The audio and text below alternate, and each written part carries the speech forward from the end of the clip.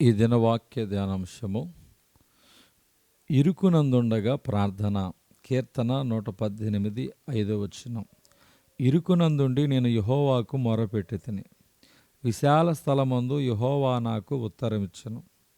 అనుదిన జీవితంలో మనం ఎదుర్కొనే ఇబ్బందికరమైన పరిస్థితులు, పోరాటములపై ప్రార్థనా జయమును కలుగజేయుచున్నది. ఇరుకు నుండి విశాలములోనికి నడిపించు శక్తి ప్రార్థన కలదు. ప్రార్థించువారు మరింతగా హెచ్చింపబడుదురు. నీతిమంతులు సింహం వలె ధైర్యముగా ఉందురు. సామెతల గ్రంథము 28 మన ప్రభువు పిరికివాడు కాదు, ఆయన ధైర్యపరచువాడు. తనకు మొరపెట్టు వారందరినీ ఆయన ధైర్యపరుచున్నాడు. ఏలియా దానియేలు వంటి వారిని తన దూతల ద్వారా బలపరచెను. తన శిష్యులను గాయపరచబడిన తన హస్తములను ఎత్తి ఆశీర్వదించి బలపరచెను. అపోస్తులుడైన పౌలు విశ్వాసులైన సహోదరులను చూసి దేవునికి కృతజ్ఞతాస్తుతులు చెల్లించి ధైర్యము తెచ్చుకునను.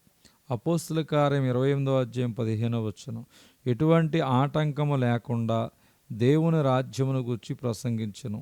యేసు క్రీస్తే మెస్సయ్య అని లేఖనములను ఎత్తి చూపెను. యేసుక్రీస్తు శిష్యులకు 2 అనుభవములుండెను. మొదటిది పరిశుద్ధాత్మను పొందుటకు ముందటి అనుభవము, రెండవది పరిశుద్ధాత్మను పొందిన తర్వాత అనుభవము.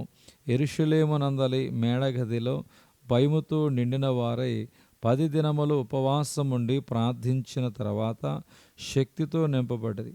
పరిశుద్ధాత్మ మీ మీదకి వచ్చినప్పుడు శక్తి నొందెదరు అను వాగ్దానము వారి జీవితములో అక్షరములా నెరవేరింది.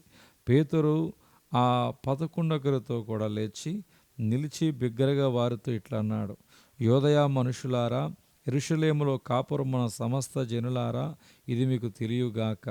చెవియొగ్గి నా మాటలు వినుడి. పేతురు ధైర్యముగా నిలిచి బిగ్గరగా మాట్లాడాడు. మీరు సిలువ వేసిన యేసునే దేవుడు ప్రభువుగాను క్రీస్తుగాను నియమించెను. ఇది ఇశ్రాయేలీయుల వంశమంతయు రూఢిగా తెలుసుకొనవలెనని చెప్పెను. పేతురు మాటలు వినినవారు హృదయమును నొప్పించెను. కారణము, పేతురు పరిశుద్ధాత్మతో నింపబడియుండెను. పేతురు యోహానుల ధైర్యమును చూచిన వారు వీరు క్రీస్తుతో కూడా ఉండిన వారని చెప్పుకునిరి. దేవుని బిడ్డలారా, ప్రభు మీ పక్షమున ఉండే నిమిత్తము బలముగా ప్రార్థించండి. 2 కొరింథీ పత్రిక 4:8 ఎటుపోయినను శ్రమపడుచున్నను ఇరికింపబడిన వారము కాము, అపాయములోనను కేవలము ఉపాయము లేని వారము కాము అని దేవుని యొక్క వాక్యం చెప్తుంది.